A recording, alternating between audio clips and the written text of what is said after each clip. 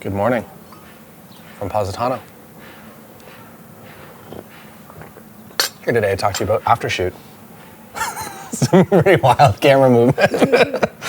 AfterShoot is a program that I've been using for years now. Yesterday we photographed a wedding, the wedding of the yellow Power Ranger. And today I'm going to sit down and quickly essentially have AfterShoot cull everything for me. It's automated culling. You don't have to do anything. And it is also, I don't know what the metrics are, but it has sped up dramatically in this last edition. Here we are in AfterShoot.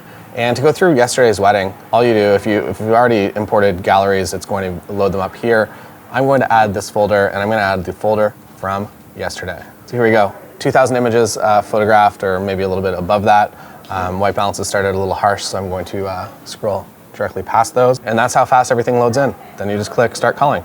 You can make some selections here, so if you want more photos, these just all come down to preferences. If you want more photos, click all the tabs on the left here and it'll give you a little bit more. If you want the program to be a little bit more strict and give you a tighter cull, all the buttons over here on the right-hand side will do. So it'll give you demonstrations here on Justin's face, what it will include in lenient, what it will include in moderate, so now it's getting rid of these two in the red down below, and what it will include in strict, which is just giving you the one. So any blurred photos, it is not going to accept it. It's going to leave them out of the selection.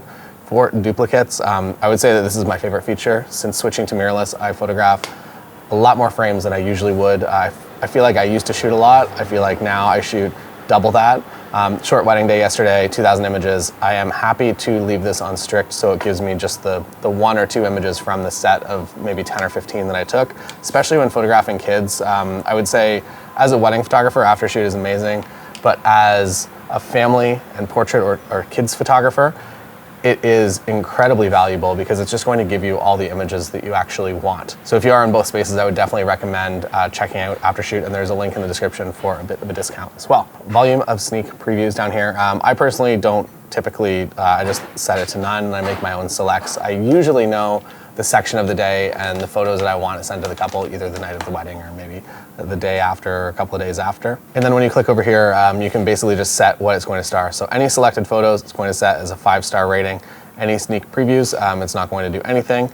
Duplicates are going to be 3s, blurred images 2, closed eyes 1 single star. It also color codes things if you use colors in Lightroom. You can use colors or stars, whatever. There's no right or wrong way, I don't think. Comment below if there is a right or wrong way, but I feel like they're kind of the same. Here we go, start culling. And now that it's culling, you go and you grab a coffee. We got coffee here. Let's hang out. Or let's just slam cut to being finished here.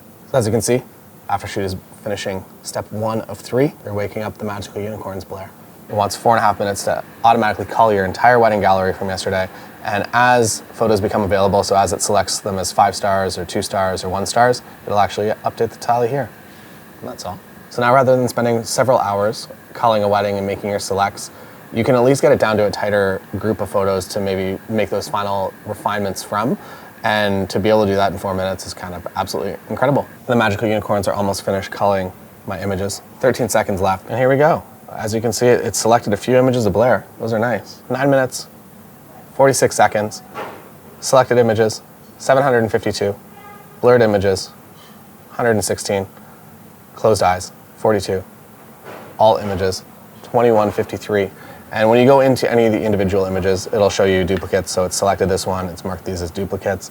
And you can go through and you can actually change with your keyboard. You can change any of the ratings that it gave images. I would say if it did select 752, I'm probably going to additionally cull down to maybe 500 images from the day. But this gives you a significantly better starting point that erases at least 2 or 3 hours from your workflow on a wedding day. So there it is. It's an incredible tool. Definitely go check out the link in the description to grab a discount code on it. It's part of my workflow for every single wedding day, as well as my wife, Lindsay, who does a lot of family photos and commercial photos and branding sessions. And yeah, that's the video. Thanks for joining me. See you again another time. Blair says bye too. Here's a photo of Blair to fade out at the end of the video.